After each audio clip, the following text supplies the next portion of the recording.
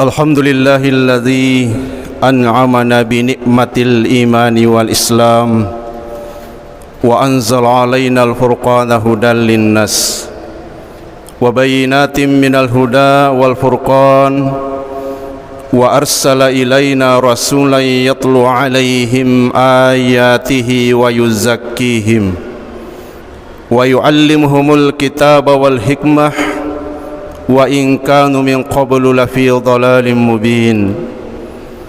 Ashhadu an la ilaha illallah wahdahu la syarika lah, syahadatan tunji qailaha min naril ladha, wa ashhadu anna sayyidana wa nabiyyana Muhammadan abduhu wa rasuluhu la nabiyya ba'da. Allahumma salli wa sallim wa barik ala hadzal nabiyyil karim wa ala alihi wa ashabihi wa man tabi'ahum bi ihsanin ila yaumiddin. Faqad qala Allah ta'ala fil Qur'anil azim wa huwa asdaqul qailin.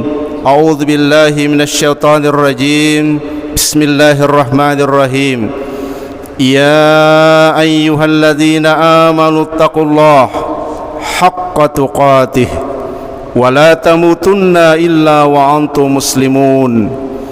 Wa qala ta'ala fi ayatin ukhra, ya ayyuhalladzina amanu taqullaha wa qulu qawlan sadida yuslih lakum a'malakum wa yaghfir lakum dhunubakum wa may yuti'illaha wa rasulahu faqad faza fawzan 'azima. Ibadallah, usikum wa nafsi bitaqwallahi wa ta'atihi faqad fazal muttaqun. Bapak-bapak, saudara-saudaraku, kaum muslimin jamaah Jumat rahimakumullah, mengawali khutbah kita pada kesempatan siang hari Jumat yang mulia ini, selaku khatib tentu saya mengajak kepada kita semua, mari senantiasa kita bertakwa kepada Allah Subhanahu wa taala. Takwa dalam arti yang sebenar-benarnya takwa, yakni senantiasa mensyukuri segala nikmat karunia Allah Subhanahu wa taala yang telah dilimpahkan kepada kita sekalian, kemudian mempergunakan nikmat-nikmat itu sesuai dengan kehendaknya. Salawat beriring salam senantiasa kita kirimkan kepada junjungan kita Nabiullah Nabi besar Muhammad sallallahu alaihi wasallam, Nabi yang kita panuti dan kita ikuti sunnah-sunnahnya. Allahumma salli ala Muhammad wa ala ali Muhammad. Bapak-bapak, saudara-saudaraku, kaum muslimin jamaah Jumat rahimakumullah, sesuatu yang dianggap berharga bagi sebagian besar manusia apabila sesuatu itu memiliki nilai material yang tinggi. Semakin mahal nilai secara material sesuatu itu, maka semakin berhargalah sesuatu yang kita miliki itu. Apabila sesuatu hilang dari kita, maka merasa sedihlah kita, merasa merugilah kita. Semakin bernilai sesuatu itu, entah itu rumah, mobil, emas, jabatan, dan lain-lain sebagainya, semakin mahal nilainya. Apabila dia hilang dari kita, maka semakin merugilah manusia yang mengalaminya. Namun demikian, saudaraku, pernahkah kita berpikir bahwa kerugian-kerugian sebenarnya yang kita ceritakan di awal bukanlah kerugian yang sebenarnya? Anehnya, ada justru manusia yang mengalami kerugian yang sebenarnya, kerugian yang hakiki, tapi justru dia tidak merasa rugi. Apa itu? Ketika kerugian itu menimpa din atau agamanya. Kita tidak bisa lagi merasakan nikmatnya menjadi orang yang beriman. Itu adalah kerugian yang paling nyata. Kita tidak lagi bisa merasakan nikmat dan lezatnya berzikir kepada Allah. Itu adalah kerugian yang besar. Terjerembab ke dalam perbuatan maksiat dan dosa, itu adalah kerugian yang besar. Tapi jarang di antara kita mengakui dan menyadari bahwa inilah sesungguhnya kerugian yang nyata. Bapak-bapak, saudara-saudaraku, kaum muslimin jamaah Jumat rahimakumullah, apa sebenarnya yang sering membuat kita terjerembab ke dalam kerugian yang besar? Yang pertama, apabila manusia berteman atau bergaul dengan syaitan kemudian mengikuti langkah-langkahnya. Allah Subhanahu wa taala telah menjelaskan dalam Al-Qur'an surah Al-Baqarah ayat 208. Allah Subhanahu wa taala berfirman, a'udzubillahi minasyaitonir rajim. Ya ayyuhalladzina amanu dkhulu fis silmi kaffa. Wahai orang-orang yang beriman, masuklah kalian ke dalam Islam secara kafah, secara sempurna, secara keseluruhan. Wala tattabi'u khutuwatis syaitan innahu lakum aduwwum mubin. Dan janganlah kamu ikuti langkah-langkah syaitan, karena sesungguhnya syaitan itu adalah musuh yang nyata bagimu. Saudara-saudaraku kaum muslimin jamaah Jumat rahimakumullah, yang mana sebenarnya yang dimaksud oleh Allah sebagai langkah-langkah syaitan yang nyata benar bagi kita? Penjelasannya bisa kita temukan dalam surah kelima, surah Al-Maidah ayat yang ke-90 misalnya. Allah Subhanahu wa taala menjelaskan, ya ayyuhalladzina amanu innamal khamru wal maisir wal ansab wal azlam rijzum min amalis syaitan fajtanibuhu la'allakum tuflihun. Di dalam ayat ini Allah Subhanahu wa taala menjelaskan sedikit, wahai orang-orang yang beriman, ketahuilah innal khamr, sesungguhnya khamar dalam segala bentuknya diharamkan oleh Allah Subhanahu wa taala. Termasuk di dalamnya narkoba, segala jenis obat-obatan terlarang masuk kategori khamar. Dan khamar ini kata Nabi, al-khamru ummul khaba'its. Khamar adalah induk dari segala kejahatan. Faman syaribaha lam tuqbal salatuhu arba'ina yauma. Lalu barang siapa yang meminum khamar, tertolak solatnya selama 40 hari lamanya. Fa in mata wa hiya fi batnihi mata mitatan jahiliyah. Lalu barang siapa yang meninggal dunia masih ada khamar dalam perutnya, maka matinya kata Nabi sama halnya matinya orang jahiliyah. Na'udzubillah summa na'udzubillah. Ini kerugian yang paling besar. Hidup di dunia sebentar sekali. Kita akan memasuki kehidupan yang hakiki, kehidupan yang sebenarnya kekal, khalidina fiha abada, di akhirat. Sementara ketika meninggal dalam keadaan ada khamar dalam perut, matinya kita kata Nabi seperti matinya orang jahiliyah. Orang jahiliyah mati secara apa? Apakah mereka mati secara beriman atau mati secara kufur? Bisa kita simpulkan saudaraku. Maka Nabi menyampaikan, orang yang meninggal dunia masih ada khamar dalam perutnya, ketika dia mati sama dengan matinya orang jahiliyah. Berapa lama masa pembersihan khamar dalam perut itu? Sama dengan lama waktu tertolaknya solat. Bayangkan saudaraku, 40 hari lamanya solat kita tertolak. Andai kata meminum khamar hari ini, 39 hari ke depan meninggal dunia, maka tidak bisa disampaikan bahwa masih ada khamar dalam perutnya. Na'udzubillah summa na'udzubillah. Tapi lihatlah bagaimana kehidupan umat Islam kita sebagian di akhir zaman. Mereka ada yang bangga dengan khamar, bahkan di kalangan pergaulan ada yang belum dianggap gaul ketika belum sempat menyentuh yang namanya khamar. Innalillah, inilah pergaulan yang sungguh sangat jauh dari ajaran-ajaran Islam. Yang kedua,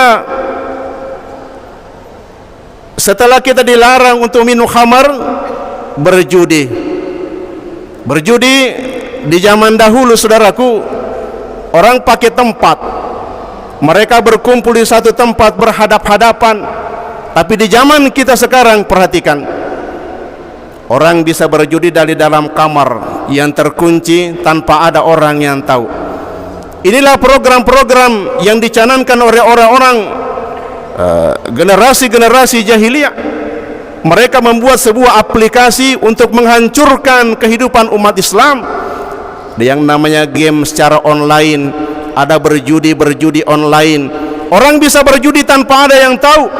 Dari dalam kamar terkunci dengan rapi, keluar bisa tampak dengan alim, tapi di dalam kamar mereka adalah berjudi, dan ini jelas perbuatan yang rijzum min amali syaitan. Apalagi selanjutnya, wal azlam, mengundi nasib dengan anak panah. Ini masuk kategori judi juga, mengundi nasib. Rijzum min amali syaitan, kata Al-Quran. Ini adalah perbuatan-perbuatan yang keji dan menjijikkan, dan termasuk perbuatan-perbuatan syaitan. Solusinya Al-Quran memberikan tiada yang lain, fajtanibuhu la'allakum tuflihun. Jauhi perbuatan-perbuatan itu kalau kalian ingin menjadi orang-orang yang beruntung. Saudara-saudaraku, inilah jenis-jenis perbuatan langkah-langkah syaitan yang di zaman kita sekarang terkadang kita tenggelam di dalamnya, namun kita tidak menyadarinya. Di dalam ayat yang lain secara tegas Allah sampaikan dalam surah Fatir, inna syaitana lakum aduun fattakizuhu aduwa. Sesungguhnya syaitan adalah musuh bagimu, maka perlakukanlah dia sebagai musuhmu. Bagaimana seyogyanya kita memperlakukan seorang sebagai musuh? Tentu ada rasa benci di hati kita. Setiap yang kita benci ada rasa dendam. Maka beginilah caranya kita memperlakukan syaitan. Ada rasa benci terhadap seluruh jenis perbuatan langkah-langkah syaitan itu. Maka beruntunglah saudara-saudaraku, beruntung siapa kita yang ditanamkan dalam diri kita oleh Allah Subhanahu wa taala terhadap sifat benci terhadap segala bentuk maksiat. Saudara-saudaraku, kemudian di dalam ayat yang selanjutnya Allah Subhanahu wa taala menyampaikan, wa may yattakhidhish syaitana waliyan min dunillah faqad khasira khusranan mubina. Barang siapa yang menjadikan syaitan sebagai pelindung-pelindungnya selain daripada Allah, faqad khasira khusranan mubina, maka sungguh dia telah berada dalam kerugian yang nyata. Saudara-saudaraku, inilah golongan manusia pertama yang merugi, bukan hanya di dunia tapi merugi sampai di akhirat, adalah mereka yang berkawan, berteman dan mengikuti langkah-langkah syaitan. Yang kedua, golongan orang-orang yang merugi adalah mereka yang bergaul dengan orang-orang yang berperilaku buruk. Teman, sahabat sangat mempengaruhi, membentuk karakter pribadi setiap kita. Perhatikan saudaraku, betapa banyak orang-orang yang tadinya baik-baik, tapi begitu dia bergaul dengan orang-orang yang berperilaku buruk, pada akhirnya mereka juga tenggelam dalam perbuatan-perbuatan maksiat. Satu contoh tamsil disampaikan para guru-guru kita. Lihatlah sebuah kulit kambing yang hina, ketika dia bergaul dengan kayu jadi beduk dia. Perhatikan, dipukul 5 kali sehari semalam dipukul.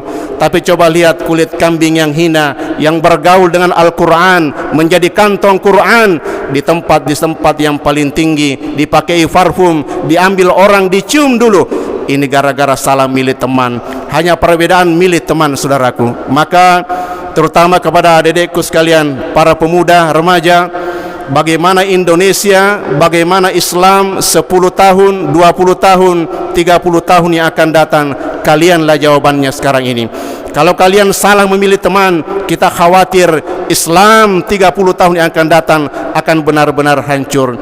Ingat saudaraku, terutama kepada pemuda, teman-teman di sekeliling kalian adalah orang yang banyak menghabiskan waktunya dengan kita setiap hari. Maka perhatikan dengan siapa kita bergaul. Kita sudah mendapatkan jaminan, wahai saudara-saudaraku kalian para pemuda, kalian dijamin oleh Rasulullah sallallahu alaihi wasallam dari 7 golongan yang dilindungi di padang mahsyar nanti. Salah satu di antaranya kata Nabi, syabun nasya'a fi ibadatillah, anak muda yang tumbuh dengan ketekunan beribadah kepada Allah Subhanahu wa taala. Maka bagaimana caranya bisa kita tekun beribadah? Bergaul dengan orang-orang yang selalu mengingatkan kita kepada Allah. Kita beruntung hidup di Bulukumba. Ada beberapa komunitas yang dibentuk oleh saudara-saudara kita yang senantiasa mengingatkan kita kepada Allah, mengajak kita untuk membaca Al-Quran, mengajak kita untuk bertaklim. Maka bergaul dengan mereka-mereka agar kita terbawa pengaruh kepada kebaikan. Ini yang kedua saudaraku, pengaruh teman adalah sangat menentukan bagaimana pola pikir kita. Kemudian yang ketiga, golongan orang-orang yang merugi adalah mereka yang tersibukkan oleh harta dan anak-anaknya. Ini pun dijelaskan Allah Subhanahu wa taala dalam Al-Qur'an surah ke-63 Al-Munafiqun ayat 9. Ya ayyuhalladzina amanu, wahai orang-orang yang beriman, sesungguhnya ya ayyuhalladzina amanu, wahai orang-orang yang beriman, janganlah karena harta-hartamu wala auladukum, anak-anakmu, an dzikrillah, membuat kamu lalai, membuat kamu lupa kepada Allah. Barang siapa yang melakukan demikian, kata Allah, faulaika humul khasirun, merekalah orang-orang yang rugi. Lihat bagaimana Islam kita, sebagian saudara-saudara kita di akhir zaman, pergi pagi, petang mereka masih sudah pergi, mereka pulang dalam keadaan sudah petang, mereka lupa bersujud kepada Allah, lupa untuk ruku, mereka benar-benar disibukkan oleh hartanya, padahal sesungguhnya semuanya akan ditinggalkan. Maka beruntung saudara-saudaraku, bukan dilarang kita mencari dunia, bukan dilarang kita mencari harta, tapi harta adalah jalan untuk mencapai kehidupan yang senang, kehidupan yang bahagia, kehidupan yang hakiki di akhirat. Maka dari itu saudara-saudaraku, jangan sampai karena harta yang kita cari pagi, siang, sore, malam, habis waktunya memikirkan dunia, tenggelam oleh dunia, hancur akhiratnya. Al-Quran pun sangat memahami apa kebutuhan manusia, lalu menyampaikan, wahai manusia, kejarlah akhiratmu, kejar akhirat, tapi jangan lupakan duniamu. Ada keseimbangan, namun orientasi berfikirnya orang yang beriman tetap lebih berat kepada akhirat. Kenapa? Karena akhirat jelas lebih baik daripada dunia. Dunia hanya merupakan halte, tempat singgah sebentar saja untuk melanjutkan perjalanan hidup kita yang sebenarnya. Saudara-saudaraku, Allah Subhanahu wa taala menyampaikan, wa mal hayatud dunya illa mataul gurur, tiadalah kehidupan dunia ini kecuali gurur. Apa itu gurur? Menipu. Maka saudara-saudaraku, salah satu sifat dunia adalah menipu. Maka jangan heran ketika di atas dunia ini banyak manusia yang tertipu. Mereka habis waktunya mencari dunia, mereka adalah orang-orang yang tertipu. Maka Al-Quran menyampaikan, kalau kalian tidak ingin masuk dalam golongan orang-orang yang merugi, boleh mengejar dunia, tapi jangan lupakan akhirat. Bahkan akhirat jadikan prioritas utama. Bapak-bapak, saudara-saudaraku, kaum muslimin jamaah Jumat rahimakumullah, sebagai kesimpulan daripada khutbah kita pada hari Jumat yang mulia ini, pertama, hidup di atas dunia tidak lama, saudaraku. Amaru ummati ma baina sittina ila sab'in wa qalluhum man yajuzu salik. Umur umatku rata-rata, kata Nabi, 60-70 tahun. Ada yang lewat dari usia itu, tapi jumlahnya tidak banyak. Maka orang yang benar-benar ingin hidup di akhirat dengan bahagia, beruntung, tidak ingin mengalami kerugian, mereka benar-benar memanfaatkan waktu dunianya untuk lebih banyak mendekatkan diri kepada Allah Subhanahu wa taala. Semoga Allah Subhanahu wa taala senantiasa menuntun langkah perjalanan hidup kita ke depan agar senantiasa berjalan di jalan yang diridhoinya, insyaallah. Amin ya rabbal alamin. Barakallahu li wa lakum fil Qur'anil azim wa nafa'ni wa iyyakum bima fihi minal ayati wa dzikril hakim wa taqabbalallahu minni wa minkum tilawatahu innahu huwas samiul alim wastaghfiruhu innahu huwal ghafurur rahim.